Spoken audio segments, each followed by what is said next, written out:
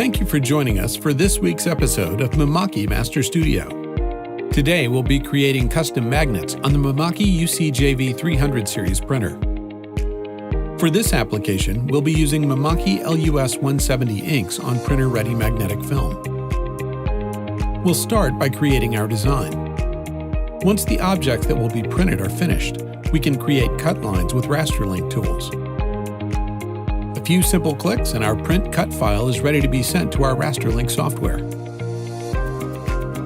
Once loaded, the file is ready to be printed and cut in a few easy steps. The UCJV can perform all the functions automatically. Our finished product is ready to be applied to the surface of our choosing. Magnets are a great way to easily promote your business on vehicles, at home, or in the office. Handsome. For more information on the UCJV300 series and detailed application guides, visit mimakiusa.com. And be sure to follow us on social media. Join us next time for Mimaki Master Studio.